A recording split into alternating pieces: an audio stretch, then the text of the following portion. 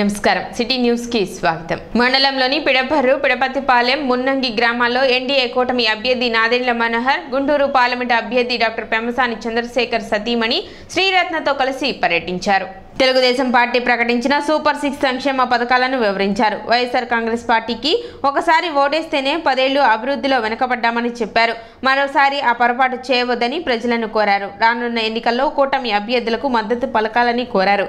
Telugu Desam party మండల అధ్యక్షులు భీమవరపు కోటిరెడ్డి, వంగ సాంబిరెడ్డి, మాజీ సర్పంచ్ యోగానంద చటర్జీ తదితరులు పాల్గొన్నారు.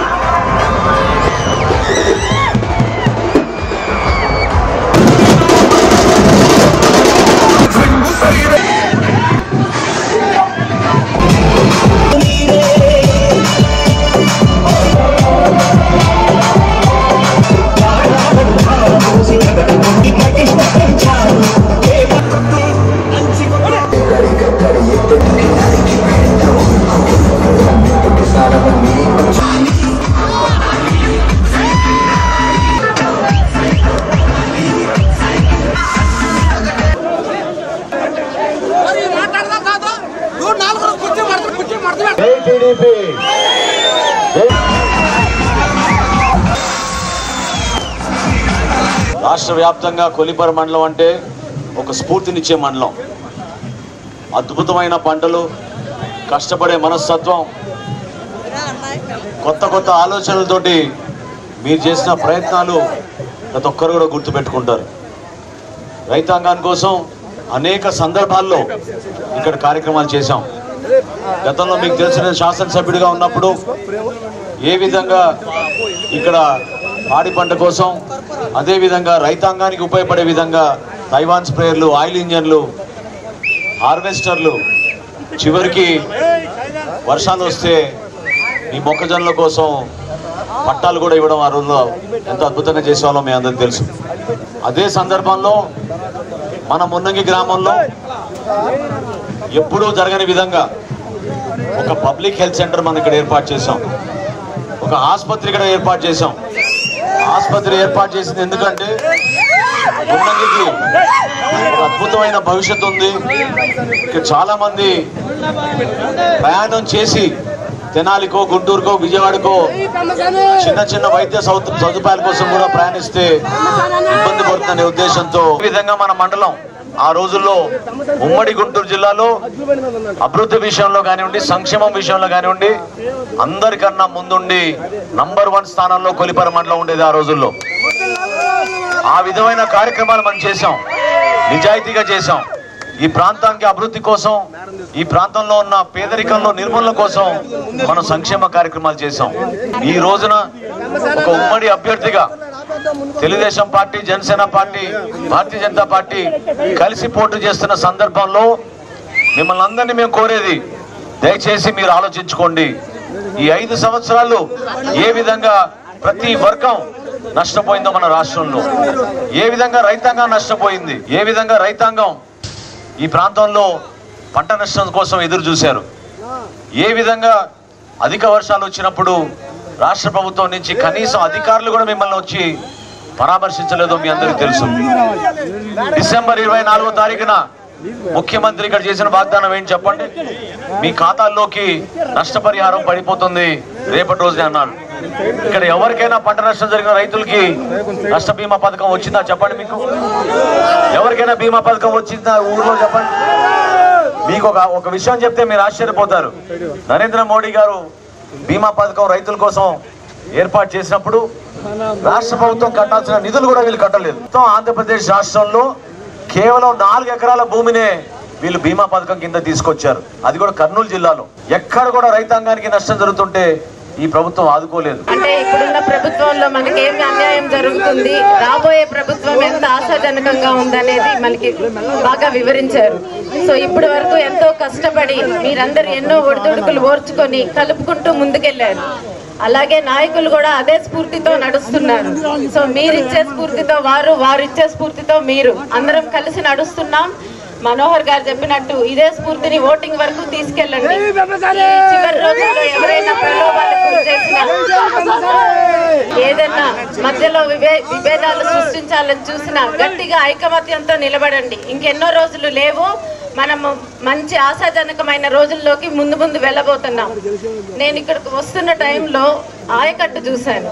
మొన్న ఇసుక మాఫియా కూడా వెళ్ళి చూశాను బాబు, కృష్ణానదిలో జరుగుతున్నది. నాకు చాలా బాధ కలిగింది. అంటే అన్ని ట్రక్కులు వాళ్ళు తీసుకెళ్ళిపోతున్నా మనం ఏమీ చేయలేని నిస్సహాయ స్థితిలో చూస్తున్నాం. అది కేవలం ఇసుక తీసుకెళ్లే ఒక్కటే విషయం కాదు ఇక్కడ. దానివల్ల ఏమవుతుందంటే మనకి కృష్ణానదికి వరద వచ్చినప్పుడు వరదతో పాటు మళ్ళీ ఇసుక నింపుకుంటుంది. కానీ ఇప్పుడు ఇసుక తీసేయడం వల్ల నీరు ఆయకట్టు కాదు కదా, దాని దగ్గరకు కూడా రావటం లేదు. అంటే పొలాలు తడిసే సంగతి వేరు, ఆ నీరు ఎంత 3 లక్షల క్యూసెక్ నీరు వచ్చినా కూడా ఇదివరకు వచ్చే వరద ఇప్పుడు 10 లక్షల క్యూసెక్ నీరు వచ్చినా రావటం లేదు. అది జరగడం వల్ల మన పంట పొలాలు ఎంతో నష్టపోతాయి. సో ఇవన్నీ మీరు చాలా వివరంగా ఆలోచించి మిగతా ఉన్న వాళ్ళకు కూడా తెలియజేయాలని అభ్యర్థిస్తూ, మన ఓటింగ్ వెళ్లే వరకు ఎవరు ఎక్కువ ధీమాగా మనమే గెలిచిపోతామనే ఉండొద్దండి. ఐఎంఏ తెనాలి శాఖ కార్యాలయంలో నిర్వహించిన డాక్టర్ వి సుందరరామయ్య స్మారక ధార్మిక ఉపన్యాసంలో విజయవాడకు చెందిన డాక్టర్ మనం భవానీ శంకర్ పాల్గొన్నారు. ఈ సందర్భంగా ఆయన ఆధునిక వైద్య విధానంలో అంతర్జాతీయ రేడియాలజీ పాత్ర అంశంపై సోదాహరణంగా ప్రసంగించారు. అనంతరం తెనాలి శాఖ అధ్యక్ష కార్యదర్శులు జె విజయలక్ష్మి, వి పావని ప్రియాంక, మురళీకృష్ణ, మాధవీలత చేతుల మీదుగా సుందరరామయ్య స్మారక బంగారు పథకాన్ని ఆయనకు ప్రదానం చేశారు. ఈరోజు ఐఎంఏ హాల్లో డాక్టర్ సుందరరామయ్య గారి మెమోరియల్ ఆరేషను డాక్టర్ బసవశంకర్ గారు ఇంటర్వెన్షనల్ రేడియాలజిస్టు స్పీచ్ ఇచ్చారు. డాక్టర్ సుందరరామయ్య గారు తెనాల్లో చాలా సేవ చేసి ఫిజిషియన్గా మంచి పేరు పొందారు. ఈయన డాక్టర్ భవానీ శంకర్ గారు ఆధునిక యుగంలో మామూలుగా రేడియాలజీ అంటే స్కానింగ్, ఎక్స్రే అనుకుంటారు. అలా కాకుండా మామూలుగా మోడర్న్ మెడిసిన్లో రేడియాలజీలో ఎంత టెక్నిక్స్ ఉన్నాయో అవన్నీ కూడా చాలా చక్కగా వివరించారు. ఈ రేడియాలజీలో ఇంటర్వెన్షనల్ రేడియాలజీ అంటే ఒక క్యాథెటర్ లాంటిది, ఒక వైర్ లాంటిది పంపించి లోపల బ్లడ్ సర్క్యులేషన్లో క్లాట్స్ ఎక్కడ ఉన్నాయో అవన్నీ చాలా ఈజీ పద్ధతిలో తొలగించడం అనేది. కాళ్ళల్లో వాపులు వచ్చినా కూడా తర్వాత వాటిల్లో స్కానింగ్ తీసి వాటిల్లో ఎక్కడ బ్లాక్స్ ఉన్నాయో అవన్నీ మోడర్న్గా ఈ రేడియాలజిస్ట్ వాళ్ళు ట్రీట్మెంట్ ఇస్తారు. ఇండియా కూటమి గుంటూరు పార్లమెంట్ అభ్యర్థి జంగాల అజయ్ కుమార్ తెనాలిలో ఎన్నికల ప్రచారం నిర్వహించారు. ఈ సందర్భంగా పట్టణ స్వరాజ్ సెంటర్ నుండి గాంధీ చౌక్ మీదుగా మార్కెట్ సెంటర్ వరకు ప్రచార ర్యాలీ నిర్వహించారు. ఈ సందర్భంగా ఆయన మాట్లాడుతూ మత సామరస్యాన్ని కాపాడాలన్నా, దేశ సంపదను రక్షించాలన్నా ఇండియా కూటమిని గెలిపించాలన్నారు. అదేవిధంగా తెనాలిలో ఇండియా కూటమి అభ్యర్థిని గెలిపించాలన్నారు. కార్యక్రమంలో సిపిఐ పార్టీ రాష్ట్ర సహాయ కార్యదర్శి ముప్పాల నాగేశ్వరరావు, గుంటూరు జిల్లా కాంగ్రెస్ పార్టీ అధ్యక్షులు లింగంశెట్టి ఈశ్వరరావు, తెనాలి నియోజకవర్గ సిపిఐ పార్టీ కార్యదర్శి చెరుకుమల్లి సింగారావు, తెనాలి పట్టణ సిపిఐ పార్టీ కార్యదర్శి మద్దినేని కిరణ్ బాబు, సిపిఐ ఎంఎల్ పార్టీ అభ్యర్థి సావల గోపాల్, సిపిఐ ఎంఎల్ పార్టీ నాయకులు రామ్దేవ్, లోకం భాస్కరరావు, ఏఎస్ఎఫ్ జిల్లా అధ్యక్షుడు పాసి వెంకటేష్, పార్టీ నాయకులు, కార్యకర్తలు తదితరులు పాల్గొన్నారు. నక్షత్రం గుర్తుపై పోటీ చేస్తున్నటువంటి సిపిఎం అభ్యర్థులు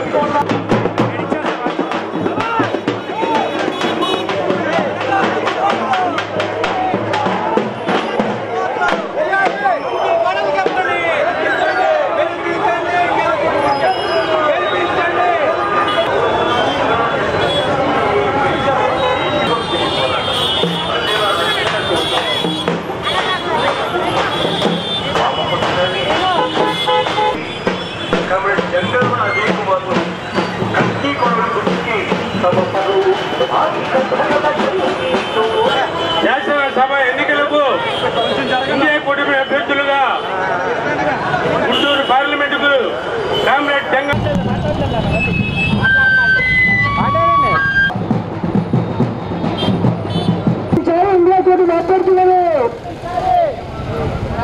వామపక్ష సిపిఐ, సిపిఎం, దేశంలో అమ్మ ఆద్మీ పార్టీ అన్ని పార్టీలు కలిసి సోనియా గాంధీ గారి నేతృత్వంలో ఇండియా కూటమి పార్టీ ఏర్పాటు చేసే మనందరూ తెలుస్తుంది. ఇండియా కూటమిలో భాగస్వామ్య పార్టీలైనా అందరినీ గెలిపించాల్సిన అవసరం ఎంతైనా ఉంది. మోడీ ప్రధానమంత్రిగా స్వీకరించిన గారికి అందరూ తెలుసు.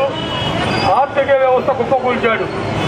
నోట్ల రద్దు, జిఎస్టీ పెంపు, వ్యాపారస్తుల మీద పన్ను పెంచాడు. కామన్ మ్యాన్ కావాల్సిన కార్యక్రమాలు చేయకుండా ఆ విధంగా నోటు రద్దు చేశాడు. నోటు రద్దు జరిగిన కార్యక్రమంలో అనేక మంది బ్యాంకుల దగ్గరికి వెళ్ళి కుప్పకూపడి ప్రాణాలు కూడా కోల్పోయిన విషయం మనందరూ తెలుసు. ఆ విధంగా ఆర్థిక వ్యవస్థను కుప్పకూల్చి ఇవాళ కాంగ్రెస్ పార్టీ హయాంలో అనేక ఫ్యాక్టరీలు జాతీయం చేశాం. జాతీయ సంపదగా ప్రభుత్వం ఏర్పాటు చేసి వాటన్నింటినీ ప్రజలకు అంకితం చేశాం. జాతీయ సంపద జాతీయం చేశాం. కాపాడింది కాంగ్రెస్ పార్టీ. ఇవాళ సస్యశ్యామలంగా పాడి పంటలతో ఈ డెల్టా ఉందంటే దానికి కాంగ్రెస్ పార్టీ రాజశేఖర గారి నాయకత్వం అని మీ అందరికీ మనం చేస్తున్నాం.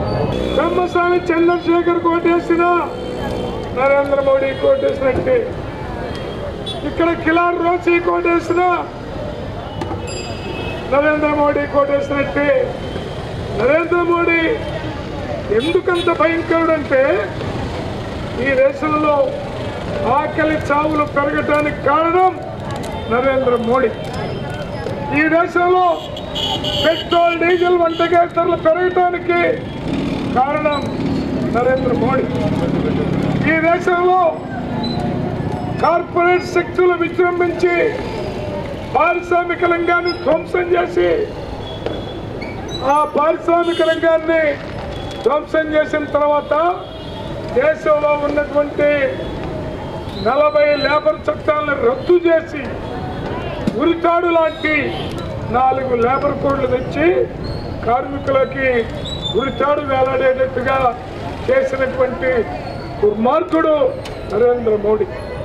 ఇంకా చెప్పాలంటే నరేంద్ర మోడీ తన బంధువులు తన స్నేహితులు ఎన్నికల్లో తనకు సహకరిస్తున్నటువంటి గుజరాత్ పెట్టుబడిదారులకి 27 మందికి ఈ దేశ ఆర్థిక పారిశ్రామిక రంగాల్ని గుర్తుకు రాసిచ్చాడంటే ఇలాంటి మోడీ మనకు అవసరమా?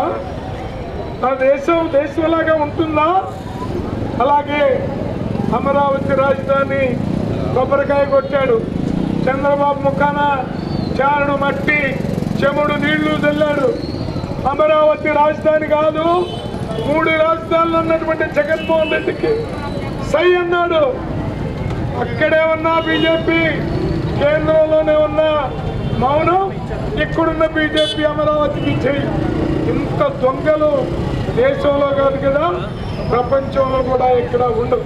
ఉమ్మడి ప్రభుత్వం ఏర్పడిన వెంటనే వైసీపీ తీసుకొచ్చిన ల్యాండ్ టైటిలింగ్ యాక్ట్ చట్టాన్ని రద్దు చేస్తామని కూటమి అభ్యర్థి నాదెండ్ల మనోహర్ తెలిపారు. సోమవారం చేపట్టిన తెలుగు జనచైతన్య యాత్రలో భాగంగా తెనాలి మండల గ్రామం బురిపాలెం గ్రామంలో నాదెండ్ల మనోహర్ పర్యటించారు. ఇంటింటికి తిరుగుతూ ఉమ్మడి మేనిఫెస్టోను ప్రజలకు వివరించారు.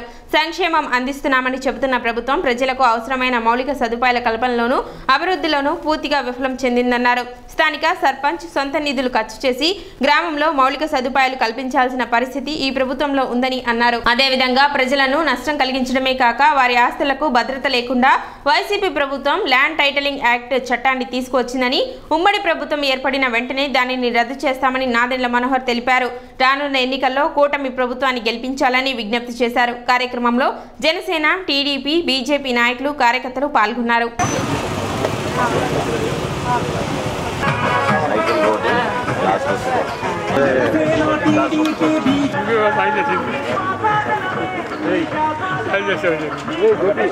ఆరోగ్యం బాగుండాలి. జాతర పోతాయండి ఉన్నారా? ఉన్నారండి, పొలంకి వెళ్ళి వచ్చారు.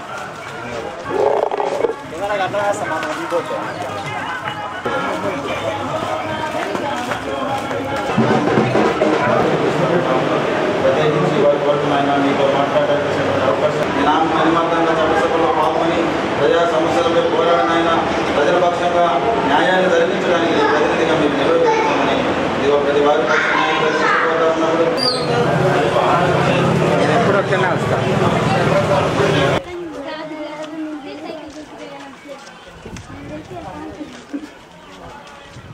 బొడ్డోడేగా ఇదేగా సార్ మాట్లాడుతున్నాడు.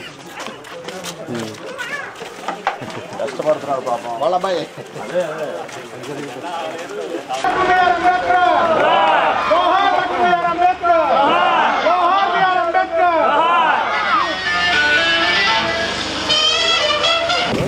వాళ్ళ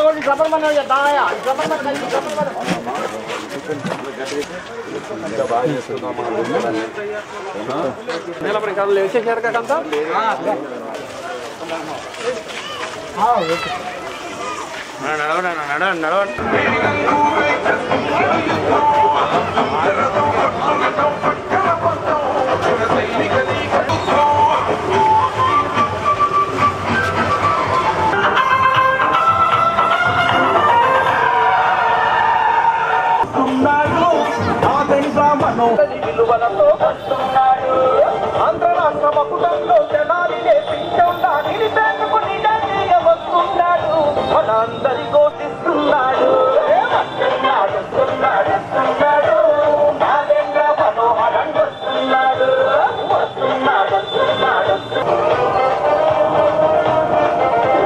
ప్రజలంతా మెచ్చేలాగానే కొనేవాడు మాటల్లో చెప్పండి చేతల్లో చూపిస్తాడు చెప్పింది ఏదైనా చేయండి నిద్రపోడు ఎటునంతం చేసేలా జనమంతా మనసారా దీవించి గెలిచి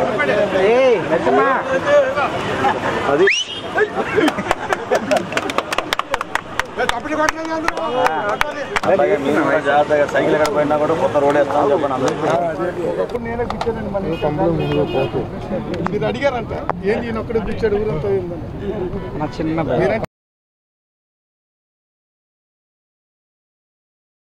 ఎన్నికల ప్రచారంలో భాగంగా బూరిపాలెం గ్రామంలోనూ పల్లెల్లోనూ ఉదయం నుంచే పర్యటిస్తూ ఉన్నాం.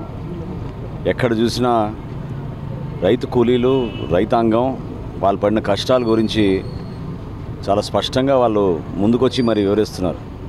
పాస్ పుస్తకాల విషయంలో కానివ్వండి, చిన్న చిన్న మార్పులు జరిగినప్పుడు ఏ విధంగా ప్రభుత్వ యంత్రాంగంలో అధికారులు స్పందించకుండా ఇబ్బంది పెట్టారో అనేక అంశాలపైన వాళ్ళు మాట్లాడుతూనే ఉన్నారు.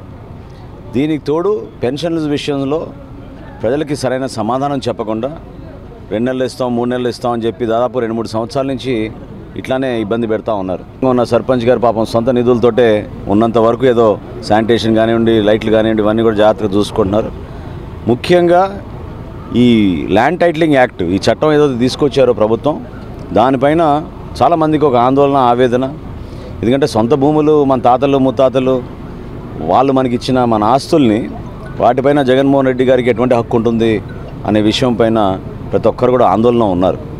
మాటిచ్చాం, ఉమ్మడి ప్రభుత్వం ఏర్పడిన వెంటనే ఆ చట్టాన్ని మేము పూర్తిగా వ్యతిరేకిస్తున్నాం, దాన్ని క్యాన్సిల్ చేస్తాం, రద్దు చేస్తాం అనేది చంద్రబాబు నాయుడు గారు, పవన్ కళ్యాణ్ గారు పదే పదే చెప్పుకుంటూ వచ్చారు. దానికి కట్టుబడి ఉండి స్థానికంగా మేము చేయాల్సిన అనేక అభివృద్ధి కార్యక్రమాలు, ప్రత్యేకంగా మంచి ప్రణాళికతోటి బూరిపాలెన్ని మనం అభివృద్ధి చేసుకుని, పెమ్మసాని చంద్రశేఖర్ గారు కూడా ఇదే ఊరు కాబట్టి ఒక ఆలోచనతోటి చక్కగా మేము రోడ్ల అభివృద్ధి, కమ్యూనిటీ హాల్స్ నిర్మాణం, అదేవిధంగా బరియల్ గ్రౌండ్కి కొన్ని వసతులు ఇవన్నీ కూడా కల్పించే విధంగా మా వంతు మేము నిలబడతామని బూరిపాలెం వాసులందరూ కూడా ఈ రోజున చెప్పడం జరిగింది. ఎంతోమంది మహానుభావులు ఈ గ్రామం నుంచి ఎదిగారు ఉన్నత స్థాయికి.